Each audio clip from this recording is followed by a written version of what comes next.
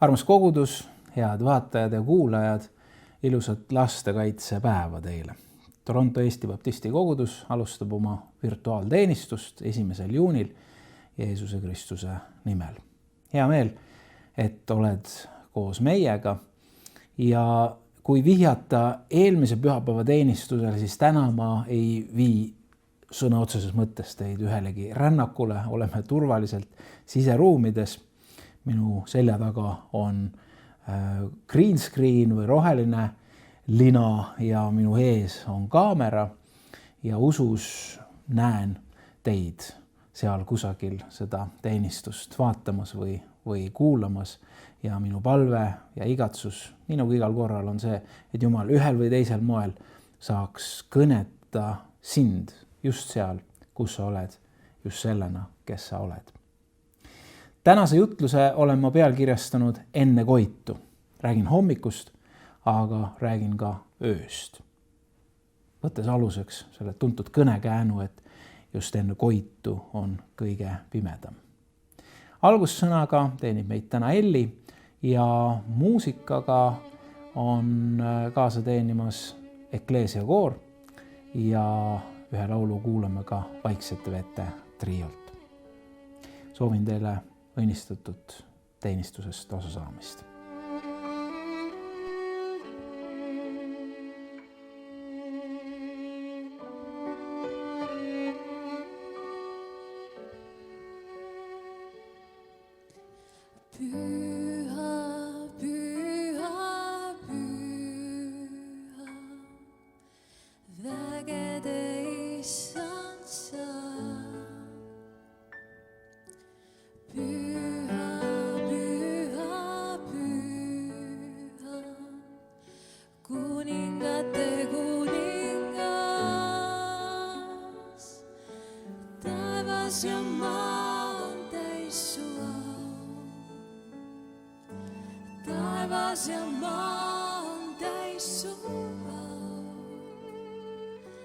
Taivas ja maa on täis sua, Jeesus.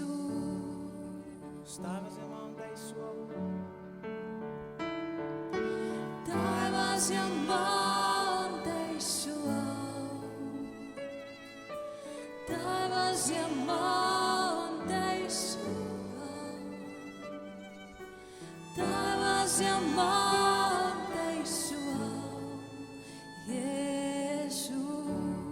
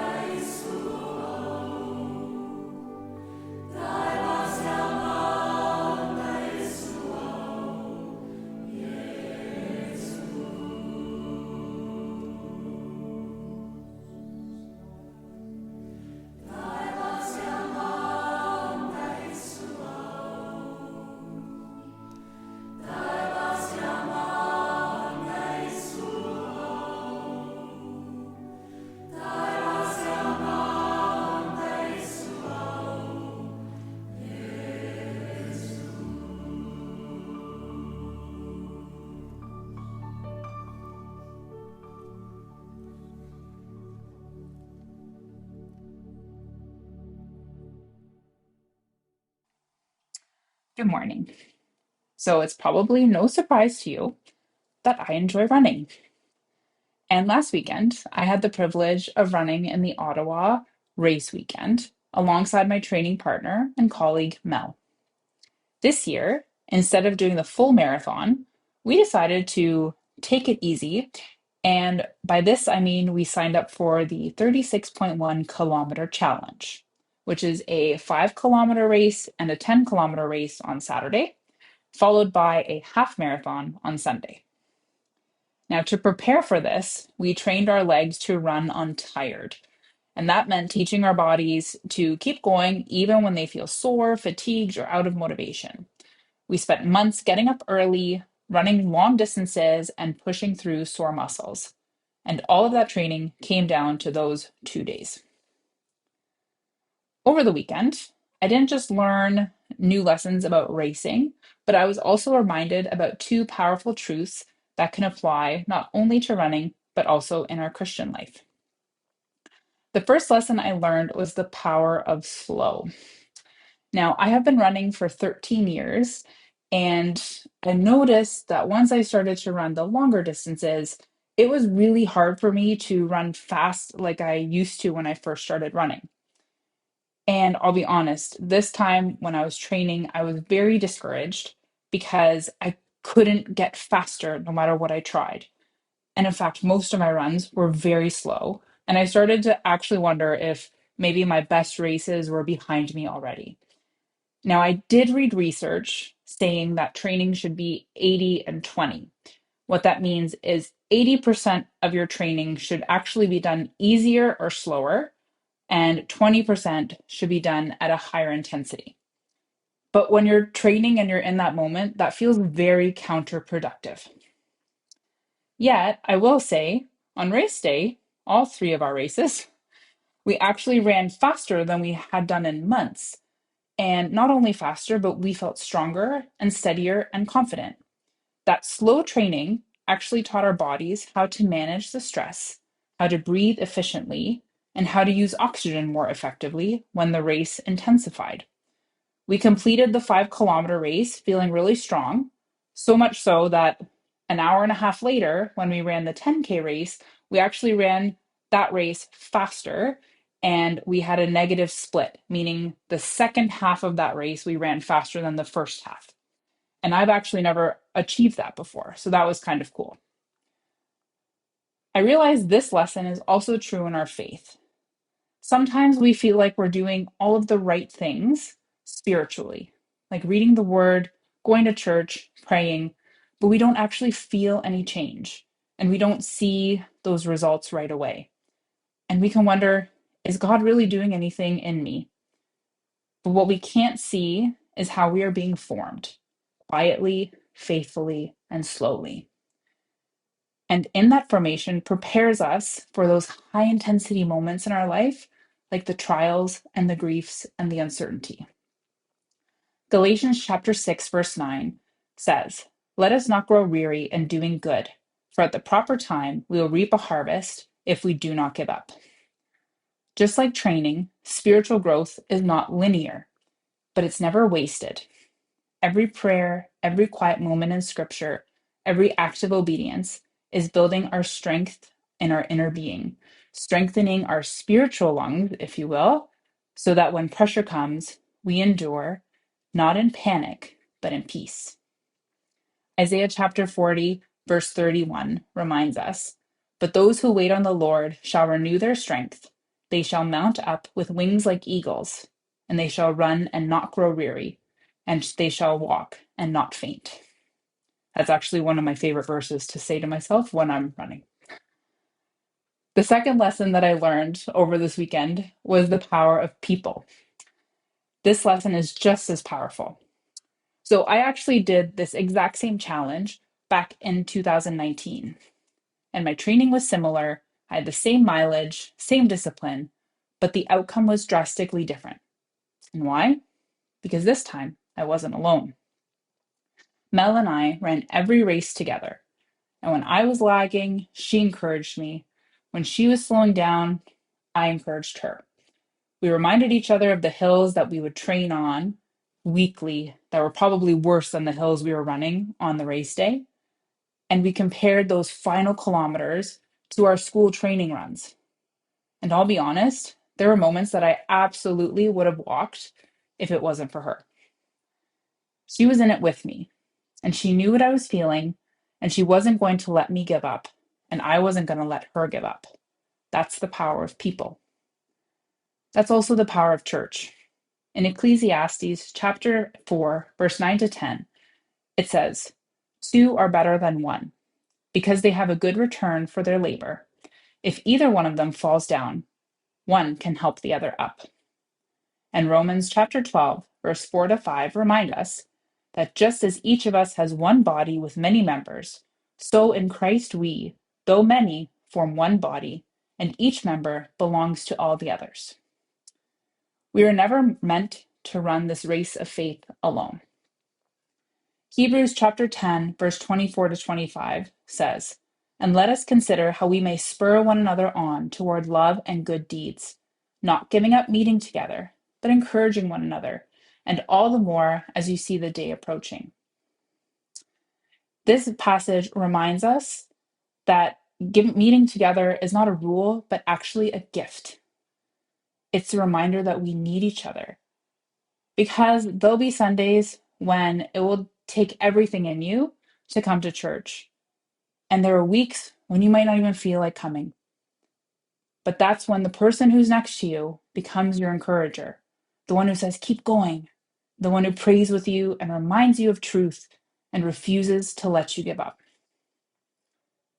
As we continue on with our service today and moving forward into our week ahead, thinking also that next Sunday we get to experience this gift of meeting together at a live service, I want you to reflect on the people in your life.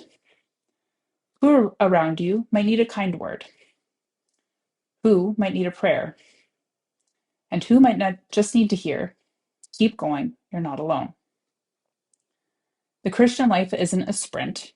It's a long, beautiful, challenging race, but we are in it together. Let's not give up meeting. Let's not stop encouraging, because someone needs our faith today, and maybe tomorrow we'll need theirs. Let's pray. Dear Lord, thank you for the gift of this day, and thank you for our church. Thank you for reminding us that even when growth feels slow and progress seems invisible, you're always working within us. Strengthen our faith as we walk with you daily. Help us to be encouragers and lift each other up, speak hope, and reflect your love to one another. In Jesus' name we pray. Amen.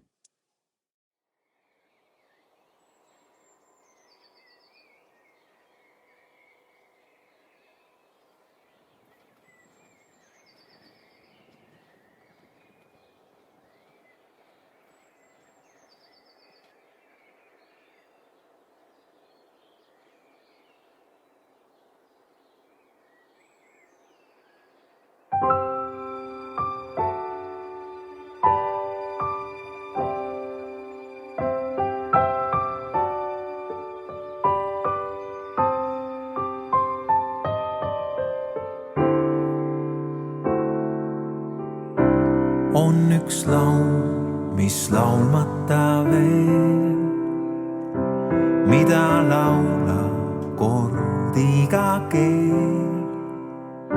Siis kui seisab aukartuses suu ees, olles lummatud suu auhiilgusest.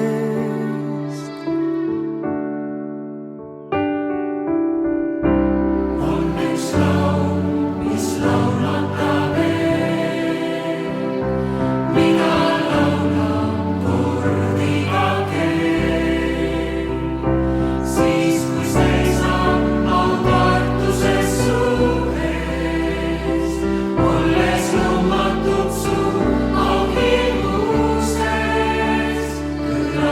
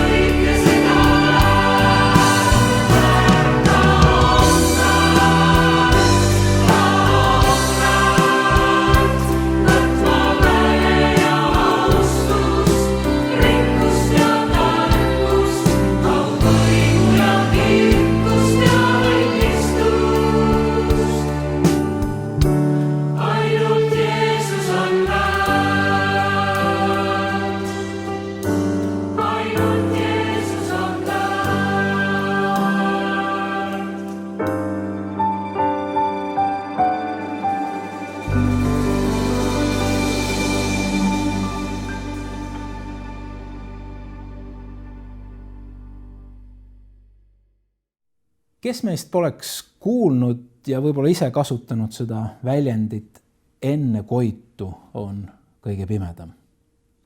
Teadaolevalt on see trükituna kõige varem kirja pandud 17. sajandil Thomas Fulleri poolt tema Palestiina reisipäevikus. Enne koitu on kõige pimedam. No see ei ole mingisugune, ma ei tea, suur avastus, sest see on igati loogiline, sellepärast et koit tähendabki seda, et päike hakkab tõusma ja siis hakkabki valgemaks minema. Seda väljendit kasutatakse sageli inimeste keerulistes olukordades, kui keegi on mõnes kriisis, keegi on sügavas mustas augus, siis püüdes lohutada ja julgustada, me ütleme, et tead, et see pimedus, mis sinu elus on, see viitab sellele, et hommik on lähedal. Enne koitu ongi kõige pimedam. See võib nii olla, aga samas üsna sageli, kui me neid asju ütleme, ega me tegelikult ei tea seda, kas saab veel pimedamaks minna või kui kaua see pimedus, kui kaua see öö on kestmas. Aga isegi kui me seda ei tea, siis seda öeldes, ma usun, me saame külvata ühte lootust ja võib-olla ka sellesse hetke jõudu edasi minna. Selles on üks perspektiiv. Kui me vaatame 24 tunni perspektiivis, siis see pimedaim hetk, ehk siis kui on päev ära olnud, on tulnud öö, mis läheb aina pimedamaks ja pimedamaks ja pimedamaks, siis see öö on väga trööstitu. Seepärast, et midagi rohkem ei tule. Ongi öö. Ei tule koitu. On see 24 tundi, see üks tsükkel, öö, päev ja öö. Aga kui me vaatame seda pikemas perspektiivis, et see üks ööpäev on vaid üks väike lüli pikemas ketis, siis see öö ei ole tröstitu.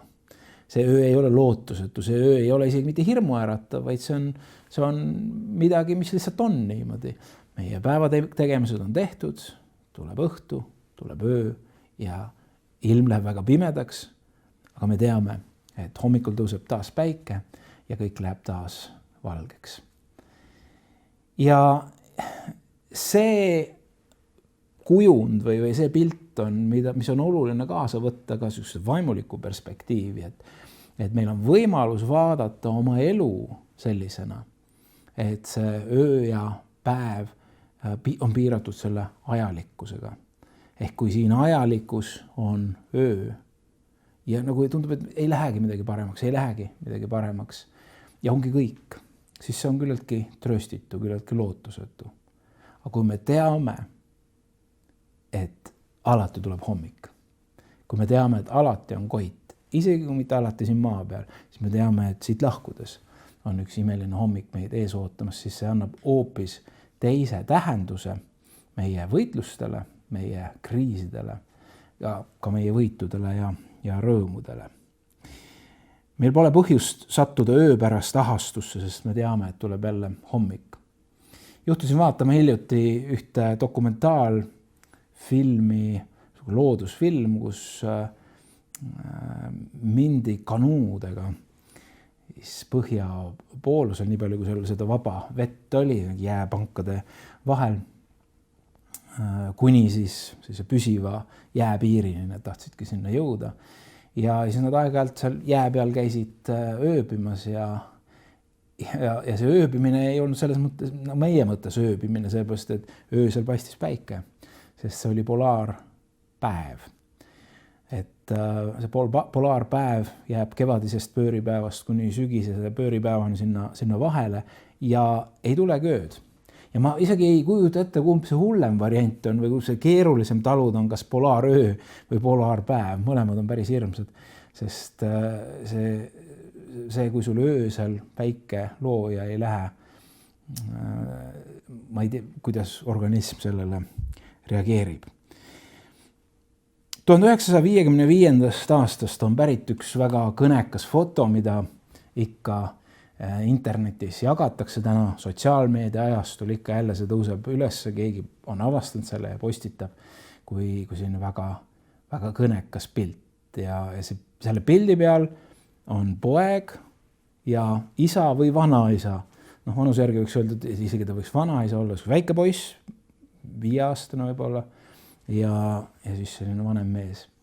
Ja see väikese poisi pilk on väga-väga ilmekas, see on natuke nagu hirmunud, et ei tea, mis nüüd juhtub, et kas äkki, aga võib-olla mitte. Ja samas on seal tohutu lootus, tohutu igatsus, tohutu palve, käed on nagu palveks kokku pandud isegi ja ta vaatab üksi silmi endast palju-palju pikema isa või vanaisa silmadesse. Ta ootab midagi.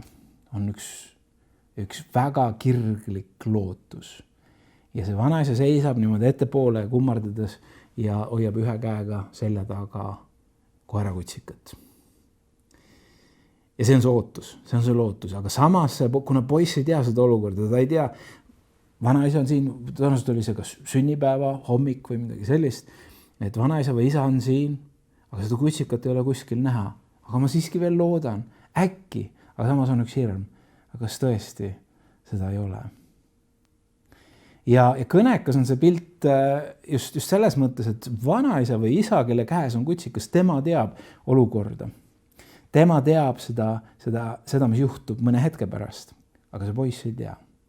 Ja selle pildi või foto pealkiri ongi, et mõni hetk või sekund enne õnne või õnnelikkust.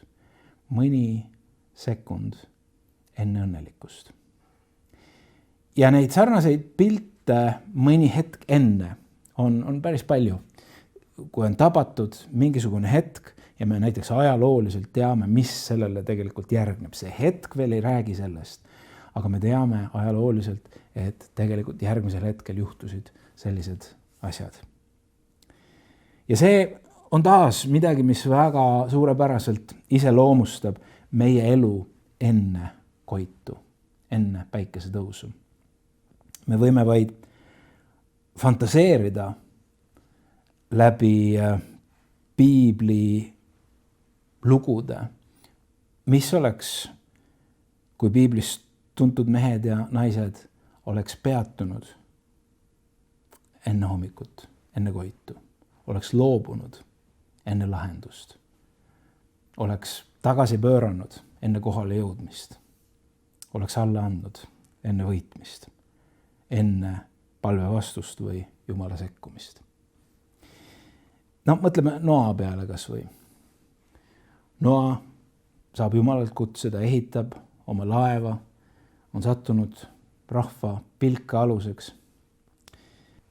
Üks päev, ta on juba laevas, laev on valmis, loomad on laevas, ta ootab ühe päeva, ta ootab teise päeva, ta ootab kolmanda päeva.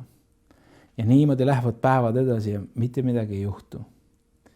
Ja iga normaalne inimene tunneb sellises olukorras ennast paraja narri või tolana ja su mõtted on, et okei, see olukord on nüüd väga kummaline, võib-olla peaks seda kuidagi enda kasuks ära pöörama, et ehitame selle laeva kõrvale veel mingisuguseid lautasid ja et kuhu need loomad normaalselt saaks panna ja ma ei tea, hakkaks piletid müüma inimestele, nad saavad loomasi vaadata. Kujutage ette, kui midagi, no see on natuke tobe fantaasia, aga kui Noa oleks midagi sellist teinud, et oleks laevalt maha tulnud ja hakanud rajama mingisugust oma impeeriumi seal laeva kõrval ja siis ühel hetkel avaneb maa, avanevad taevad ja vett tuleb ülevalt ja vett tuleb alt ja siis ta mõistab, et ta peatus enne koitu.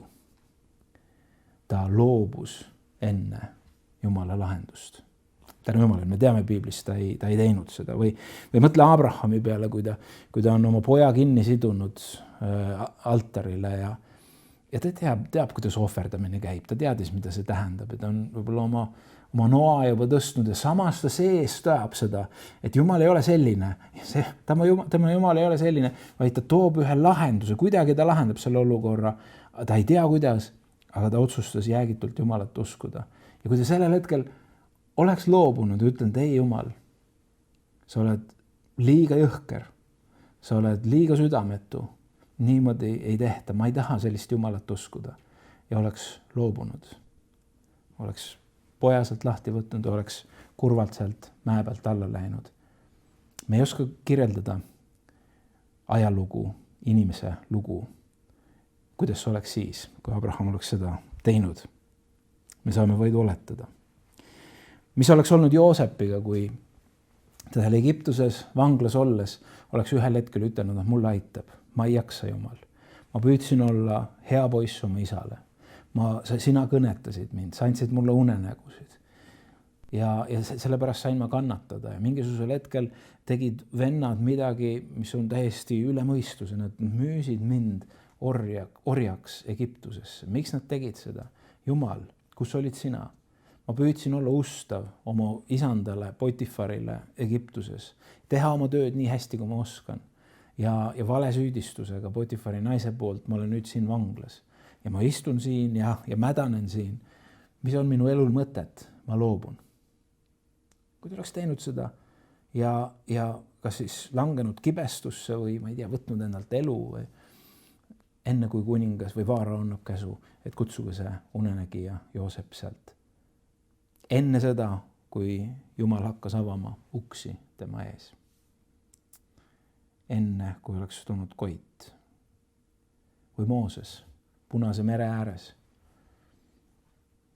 Sa oled tohutu emotsionaalse pingutusega ja enese salgamisega läinud sinna Vaaro ette ja kõik need imed, mis on sündinud ja Jumala rahvas tuleb välja ja sa ei jõua kaugemale kui Punase mere äärde ja vaenlase väed tulevad ja püüavad nad taas kinni. Ja sa ei taha isegi mõtelda, mida nad teevad selle põgenenud rahvaga. Sest meri on ees ja läbi mere ei saa. Ja Jumal ütleb, lahuta see meri, tõsta oma kepp üles. Ja kui ta oleks ütelnud, et ei Jumal, see ei ole normaalne, nii ei käi asjad ja oleks loobunud. Mis oleks, kui pime Bartimeus oleks ühel õhtul mõtelnud kodus, et mulle aitab. Ma olen pime, ma olen vaene, ma suren parem kodus, nälga, see ei ole kellegi elu. See ei ole väärt elamist. Mina sinna tänava peale ennast alandama rohkem ei lähe. Ja oleks jäänud koju surema. Ja järgmisel päeval tuleb Jeesus sealt mööda. Kes oleks ta terveks teinud. Kes oleks ta nägijaks teinud. Ta oleks loobunud enne Koitu. Ja loomulikult, mis oleks siis, kui me lõpetaksime piibli lugemise suure reedega? See on nii kohutav. See on nii ebaõiglane, see on nii üks õnnetuse ja kurbuse lugu. Ja jääd sinna pidama. Ja sa ei saa iial teada ülestõusmisest. Sa ei saa iial teada võidust. Nii võib juhtuda meie elus, kui me loobume enne Koitu, siis kui on väga pime ja meil ei ole seda ankrut või seda lootuse kiirt, millega koos sellest pimedusest läbi minna. Ja loomulikult see puudutab meie isiklikke kriise, isiklikke öid, kus me vahel tunneme, et ei ole üldse kindel, kas hommik tuleb. Kõigil teistel on hommik, aga mul on tunne, et mul ei tule iialgi seda hommikut. Ja on oluline meeles pidada, et Jumalal on alati hommik, nii nagu ma ütlesin, isegi kui me teatud küsimustes selles elus neid hommikuid ei näe, siis me teame, et Jumal on pannud valmis ühe igavese hommiku meie kõigi jaoks. Aga täna ma ei taha rääkida nii palju mitte meie isiklikest võitlustest, vaid ma tahan sellest enne Koitu seda fraasi kasutada just rääkides meie maailma globaalselt, meie planeedi saatusest, inimkonna saatusest rääkides. Kui Noa ehitas laeva, siis oli maailm elamas ühes väga suures vaimulikus pimeduses. Vähemalt piibel seda niimoodi kirjeldab ja kui sa usud piiblit, siis see niimoodi on. Ja see piibli kirjeldus on see, et kui issand nägi, et inimese kurjus maa peal oli suur ja see on nüüd nii absoluutne, mis piibel ütleb, et ja kõik ta südame mõtted. Ehk inimeste südame mõtlemised olid iga päev üksnes kurjad.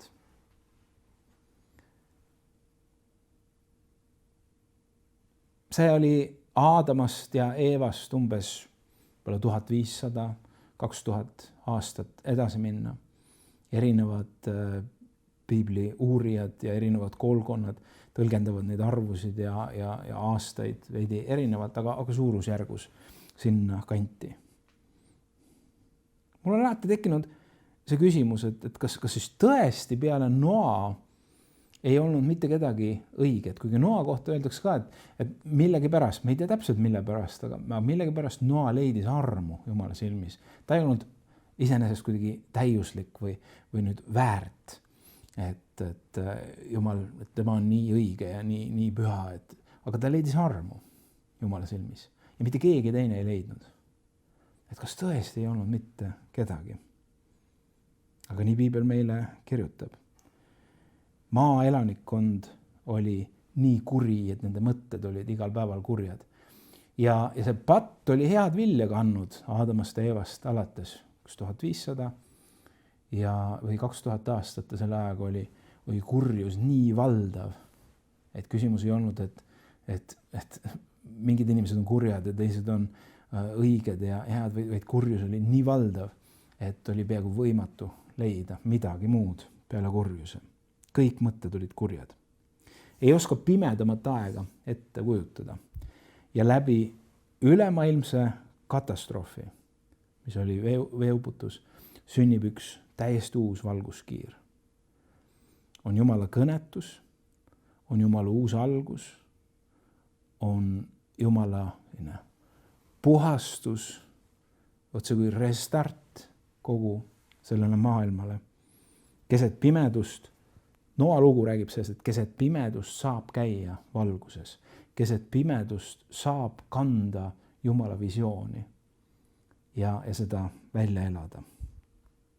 Umbes 1000 aastat pärast Noad elas Lott.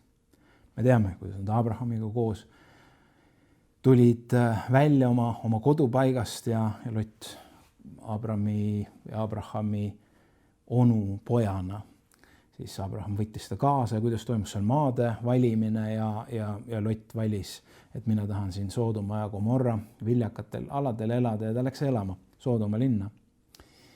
Ja kuidas siis Jumal ühel hetkel vaatab selle linna peale Soodoma ja siis ka Gomorra peale, et ütleb, et see on nii nagu patust mädanenud ja läbi imbunud ja nii kuidagi saastunud, et ma tahan hävitada need linnad.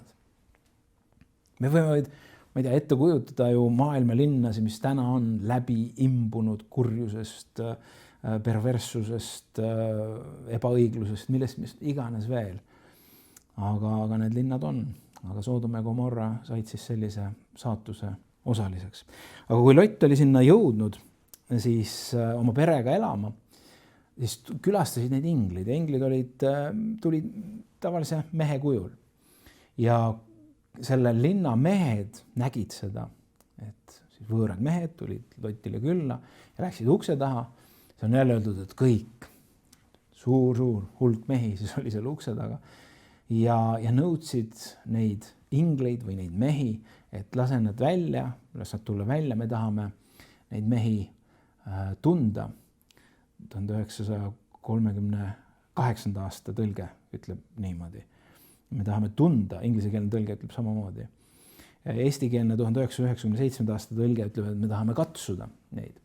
Ja see heebreakeelne sõna jada, mis seal kasutatakse, seda ei kasutata valdavalt seksuaalse tähendusega, aga teatud kontekstis seda tehakse. Näiteks on öeldud 1. Mooses 4.1, Aadam tundis Eevat. See on see sama sõna jada. Aadam tundis Eevat ja ta jäi lapse ootele.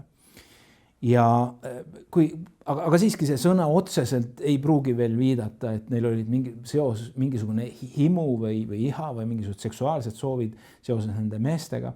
Aga Loti vastus viitab sellele, et just need soovid olid, see tundub küll ka nii jabur ja kummaline, aga ta ütles, et kuule, siin on minu 2 tütart, kes ei ole meest tunde saanud, et ma annan pigem need, aga ma ei anna oma külalisi, kes mulle tulid. Ja peamiselt on seda kirja kohta Soodoma ja Gomorra pattu seostatud homoseksuaalsusega.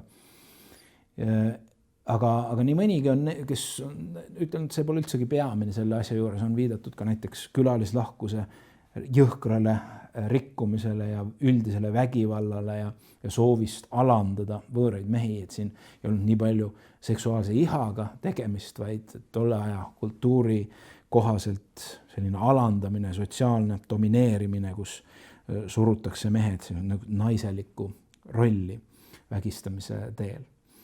Nii et see oli omamoodi Lähis-Ida kultuuris toimetatav praktika, võimu demonstreerimise vahend.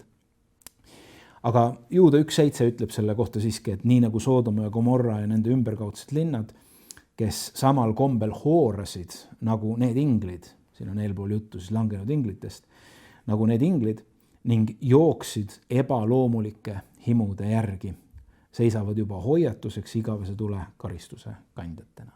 Ehk siin siiski küllaltki selgelt viidatakse ebaloomulikele seksuaalsetele himudele. Me teame, et Jumal hävitas Soodoma ja Gomorra, kuna patt, kurjus ja vägivald oli linnas nii suur. Ja me teame ka seda, et Abraham ei jäänud rahule sellega või kuidagi vaatas, et mis Jumal, et mida sa teed, et vaata, et äkki seal on nii palju õigeid ja sa hävitad terve linna ja sa hävitad õiged koos nendega. Ja siis Jumal läks selle tingimisega kaasa, kuni jõudis Abraham, et kui on 10 õiget, siis Jumal ära hävita seda linna või neid linnasid. Ja Jumal ütles, me teame, Soodoma ja Gomorra hävitati, see tähendab, et seal ei olnud 10 õiget, võib-olla polnud ühtegi. Sellepärast, et Jumal ütles Lotile ja tema perekonnale sellest linnast lahkuda, enne kui ta need tulega hävitas. Nii et miks ma tänase loo valguses räägin Soodomast ja Gomorrast, on see, et keset pimedust, keset lokkavat pattu, võib-olla inglikülastus, võib-olla Jumala kutse, Jumala läkitus, astu siit välja. Lahku siit, tee seda, tee teist. Need kõnetused võivad olla väga erinevad. Nii et me ei saa piirata Jumala tööd või Jumala tegemist sellega, et oi, ümberringi on nii pime, see maailm on nii kuri, see maailm on nii jumalatu, Jumal ei saa midagi teha. Jumal saab alati midagi teha. Jumal saab alati kasutada neid, sõltumata kui pime väljas on. Ta saab alati kasutada neid, kes on talle kuulekad ja valmis liikuma selles, millesse Jumal juhib. Tähelepanuväärne on see, et öeldakse ju, et nii nagu Loti päevil ja nii nagu Noa päevil, nii saab olema Jeesuse tulemise päevil. Ja ma jõuan selle teemaga Jeesuse tulemise juurde. Enne koitu. 2 olulist asja, mida meeles pidada. Kõige pimedamad ajad ei ole viimane sõna inimkonna ajaloos. Kõige pimedamad ajad ei ole viimane sõna inimkonna ajaloos. Ja teiseks, ka kõige pimedamatel päevadel kõnetab ja kutsub Jumal. Kes meist ei tahaks täpsemalt ja veel täpsemalt teada sellest, mida tulevik toob? Kes meist ei otsi võimalikult adekvaatseid ja sageli ka meile sobivaid tõlgendusi Ilmutuse raamatu sümbolistlikest piltidest, mis on tuleviku kohta kirjeldatud ja kirjutatud. Lõpuaja teemad on väga intrigeerivad. Ilmutuse raamatu sümboolsed lood ahvatlevad meid tõlgendama neid lugusid ühte ja teistpidi. Ja seda on ka tehtud tõesti ühte ja teistpidi, ühest seinast teise, kuidas neid sümboleid on nähtud, mis need on. Minul ei ole suurt selgust ja valgust Ilmutuse raamatu osas. On loomulikult asju, mida ma vähemalt usun, et mõistan, aga on väga palju asju, mida ma kindlasti sealt ei mõista. Ja seega ma sellel teemal väga palju sõna ei võta või enda seisukohta või rääkimata lihtsalt arvamusest ei hakka teieni tooma. Aga aegade jooksul on välja kujunenud 3 põhilist esatoloogilist seisukohta, ehk kuidas need viimase aja sündmused saavad aset leidma. Ja ma pean ütlema, ma ei tea, milline nendest on õige. Kas võib-olla segu nendest 3, võib-olla üks nendest, ma ei tea. Kõige esimene on nendest premillenalism, kus siis ilmutuse raamatut ja ilmutuse 20. peatükki võetakse väga sõnaliselt. Kristuse tulemisele eelneb viletsusaeg 3,5 + 3,5 aastat.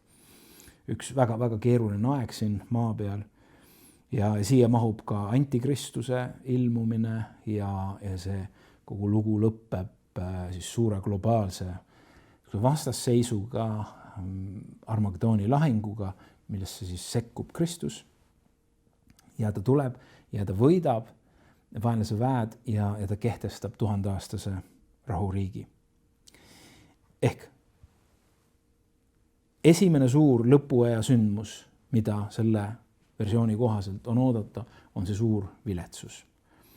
Ja see tundub väga loogiline, et see suur viletsus on tulemas, kõik liigub selles suunas ja need sõjad ja sõnumid sõjad. Need on muidugi ikka jälle olnud kuulda aastasadu ja aastasadu. Aga jälle, kui mingid asjad üles tõusevad, siis kas see on nüüd see viimane? Kas see on nüüd see viimane, mis kulmineerub selleks suureks kannatusajaks? Teine selline versioon lõpuaja sündmustest on amillennialism, kus siis 1000 aasta valitsus on, seda nähakse siis sümboolsena ja toimub juba praegu Kristuse niisuguse vaimse valitsusena taevas nende üle, kes on surnud Kristuses. Ja sellele ei eelne mingisugust 1000 aastast rahuriiki siin maa peal, vaid Kristuse teine tulemine tähendab kohest kohtumõistmist. Et selle õpetuse kohaselt on esimene, mida oodata selles lõpuaja sündmuste jadas, ongi Kristuse tulemine, millele järgneb kohtumõistmine. Ja kolmas on postmillennialism, kus maailm muutub järk-järgult paremaks evangeeliumi levikuga. Ehk siis on öeldud, et kuulutage evangeeliumi, kuni ma tulen. Ehk siis sealt kuidagi tõlgendatakse seda niimoodi, et me kuulutame evangeeliumi ja maailm läheb nii heaks. Ja siis tuleb Kristus ja tal ei jäägi midagi muud üle, kui siis koos päästetud ja pühitsetud maailmaga 1000 aastat valitseda. Ma natuke lihtsustan neid asju, aga umbkaudu niimoodi. Et seadused, haridus, kultuur ja poliitika allutatakse evangeelsetele põhitõdedele ja seda me näeme, on teatud siis poliitilisi ja kristlik-poliitilisi hoovusi, mis siis mõtlevad, et see on see suund, millega siis see 1000-aastane rahuriik siin maa peal toime pannakse. Suures plaanis arutatakse ka selle üle, et kas maailmas lõppkokkuvõttes usk hääbub. Jeesus ütles, et ta küsis, ta ei väitnud midagi, ta küsis lihtsalt, et kas ma leian usku. Ja see küsimus, et kas siis jätkub seda usku siin maa peal või saab see otsa, kui Jeesus tagasi tuleb, ei leiagi nagu kedagi.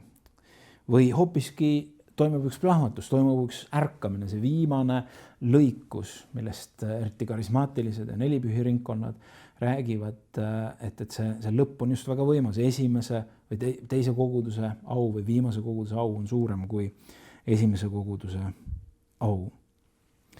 Kas maailmas läheb elu aina ilusamaks ja jumalikumaks või aina hirmsamaks ja koledamaks? Mina isiklikult ei usu, et elu läheks siin väga helgemaks ja ilusamaks ja võttes aluseks selle, et kuri läheb kurjemaks Jumala sõna kohaselt ja kuidagi need tendentsid, kui me vaatame, siis me ei näe kuidagi seda ilu kuskilt tulemas. Aga samas ma usun ka Jumala vaimu väljavalamist.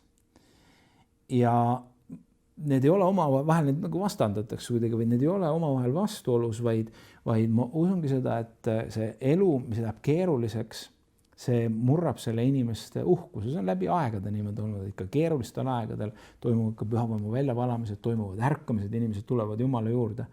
Ja see on kuidagi omavahel seoses, et elu siin maailmas läheb keeruliseks, ka kristlaste elu siin maailmas läheb keeruliseks, aga loogika vastaselt hoopiski kristlasi tuleb juurde, inimesi tuleb Jumala juurde ja Jumal saab oma püha vaimu välja valada. Et need ei ole omavahel vastuolus. Ehk keset kannatusi, mis maailma lõpuaegadel tabavad, tõuseb üks kristlik kogudus Jumala väes ja ahus.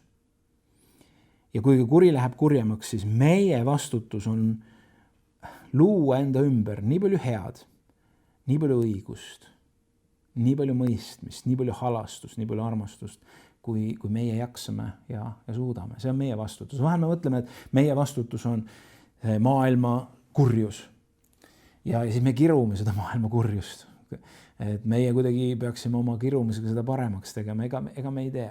Meie osa ei ole see, vaid meie osa on seal, kus sa oled, oma perekonna keskel, oma töökaaslaste keskel, oma sõprade keskel, võib-olla kokku puutudes võib-olla ainult 1-2 inimesega. Võib-olla kas või olles üksi saame me olla täis õigust, täis tänu, täis armastust, täis palvet, täis õnnistust või täis kibedust, täis needmist ja kõike seda. See on meie vastutus. Kes oleme meie seal, kus meid on pandud, seal, kus me oleme elamas. Jeesuse tulemine saab olema nagu Noa ja Loti päevil. Seda ka selles mõttes, et maailm oli kuri ja jumalatu. Nii Noa kui Loti päeval. Aga Jumal tõstab üles ühe õiguse, tõe, uue elu ja ärkamise. Kristliku maailma jaoks on suurim koit, see suurim hommik, Kristuse ilmumine. Olgu siis selleks, et kehtestada 1000-aastane rahuriik või olgu selleks, et tulla ja võtta oma kogudussid maa pealt ülesse. Ma ei tea, kumb. Ja ma arvan, et see ei ole väga ka oluline. Oluline on see, et see hommik on Kristuse ilmumine. Ja meie saame olema Jumala kogudusena koos Kristusega. Me saame olema võitjad koos võitjaga. Kõik muu on teisejärguline. Üks imeline, ennenägematu ja meie jaoks ette kujuteldamatu hommik saab Jumala kogudust ees ootamas. Kuid selle saabumisele eelneb tõenäoliselt üks suur pimedus. Ja see pimedus võib olla samuti selline, mida see maailm ei ole varem näinud. Ja see on see koht, kus me saame öelda, et enne koitu on kõige pimedam. Jeesus rääkis sellest pimedusest. Mitte ülearu palju, aga ta rääkis sellest pimedusest. Aga mitte ka hirmutamiseks, vaid ütles, et ärge kartke, ärge laske ennast kuidagi hirmutada sellest, vaid teie tõstke oma pilk ülesse, sest teie lunastus läheneb. Ma lõpetan Pauluse kirjaga, kus ta jagab sellest saabuvast hommikust praktilisi näpunäiteid ja nõuandeid. Rooma 13, 11 ja 12. Ja tehke seda, sest sellest räägib ta eelnevalt, see on ligimese armastamine. Ehk siis armastage oma ligimest, teades aega. Käes on tund unest virguda, sest nüüd on meie pääste lähemal kui siis, kui me usklikuks saime. Öö on lõpule jõudmas ja päev on lähedal. Pangem siis maha pimeduse teod, rõivastugem valguse relvadega, elagem kombekalt nagu päeva ajal, mitte prassimises ega purjutamises, mitte kiimaluses ega kõlvatuses, mitte riius ega kadeduses, vaid rõivastuge issanda Jeesuse Kristusega ja ärge tehke ihu eest hoolitsemisest himude rahuldamist. See on Pauluse kiri Rooma kristlastele. Ja kas pole hämmastav, kui kaasaegne see on? Seda võiks täna kirjutada mõni vaimulik juht või liider üle maailma kristlastele. Et pange maha pimeduse teod. Ärgem kandke neid kaasas, sellepärast, et kuigi on öö, olete teie päevalapsed ja hommik on lähedal. Ja ainukesed, kes kardavad hommikut, on need, kes armastavad pimedust. Ainukesed, kes kardavad hommikut, on need, kes teevad pimeduse tegusid, kes tahavad elada pimeduses. Paulus räägib öisest elustiilist ja öistest kommetest. Siin on juttu ebamoraalsetest asjadest, Aga siin on juttu ka puhtalt sellest, et mida me taotleme selles elus. See on, et ära tee oma ihu eest hoolitsemisest himude rahuldamist. Ta ei ütle, et ihu eest ei tule hoolitseda, aga ta ütleb, et ära muuda seda nii oluliseks oma elus, et see muutub sinu jaoks selliseks himuks, selliseks tungiks, selliseks vastupandamatuks vajaduseks ja tähtsad asjad jäävad kõrvale. Ja kui see on juhtunud, ükskõik mis nendest, mida Paulus kirjeldas, siis on viimane aeg peatuda, viimane aeg panna maha pimeduse teod ja relvastada ennast valguse tegudega. Sest Jumal on valgus ja ta on kutsunud meid olema valguseks. Ta on kutsunud meil olema linnaks mäe otsas. Isegi kui me oleme käimas keset kõige sügavamat ja pilkasemat pimedust, seda enam vajab see paik, kus sa oled, see riik, kus sa oled, see piirkond, kus sa oled, tõelist valgust. Valgust, mis on süüdatud ülevalt ja pandud elama sinu südamesse. Ära pane endale ämbrit pähe, nagu Jeesus ütles, et keegi ei süüdata ju küünalt poti alla või vaka alla, vaid see võetakse ära selleks, see tõstetakse kõrgele, et seda oleks näha, sest siis on sellel tähendus. Isa, tänu sulle, et sa oled kutsunud meid päevalasteks. Sa oled kiskunud meid välja ööst ja kui me, anna andeks, kui me ikka jälle ühel või teisel moel kuidagi sinna ööellu tahame tagasi pöörduda. Issand, anna andeks, kui me oleme teinud pimeduse tegusid. Anna andeks meie prassimised, purjutamised, kiimalus, kõlvatus, riid, kadedus, oma ihu eest hoolitsemine, kui me oleme teinud selle oma himudeks. Issand, anna andeks, kõik veel, mis selles loetelus ei ole, mis ei ole kirjeldamas valgust, mis ei ole kirjeldamas hommikut, mis ei ole kirjeldamas, issand, elu osaduses sinuga. Puhasta meid Jeesuse verega, täida meid oma püha vaimuga, täida meid selle hommiku vaimuga. Ja kui kellegi on praegu väga raske, siis istuta midagi ta sisse, mis on palju rohkem kui minu sõnad. Las need olla sinu sõnad. Et enne hommikut võib olla kõige pimedam, aga hommik tuleb. See on minu tõotus. Ja hommikuga koos tuleb hõiskamine. Kiitus issand sulle. Amen.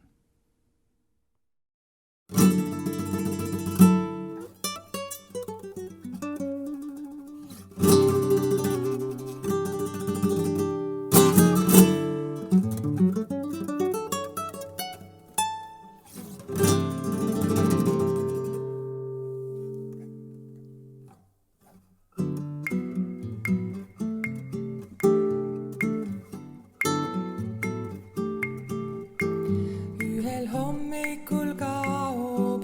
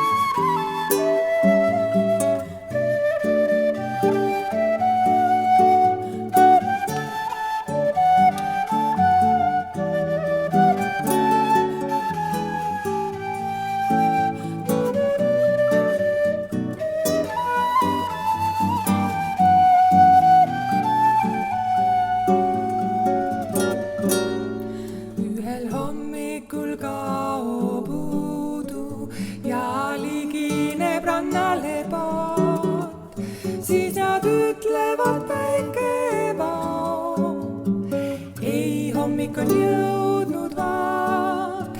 Ühel hommikul saan pidu rõivad, rannaleetel ja järgi rüü. Selle mullasse matta nüüd võivad, tupes liiblik ju väljus nüüd. Ühel hommikul kaob udu, ülimaiselt on kirgas ilm. Päiksepärjas siis näen ma teda, keda unes näinud silm, keda unes vaid näinud mu silm.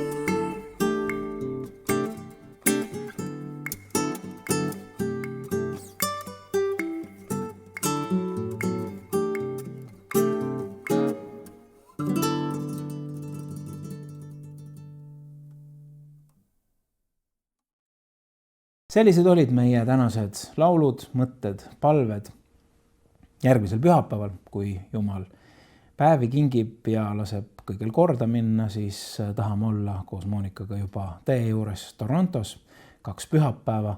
Nii et kui võimalik, tulge ja saage osa Jumala teenistustest siis Broadview tänaval. Aga täna annan teile kaasa eelolevasse nädalasse Aaroni õnnistussõnad. Issand, õnnistagu sind ja hoidku sind. Issand, lasku oma pale paista sinu peale ja olgu sulle armuline. Issand, tõstku oma pale üle sinu ja andku sulle rahu Isa, Poja ja Püha Vaimu nimel.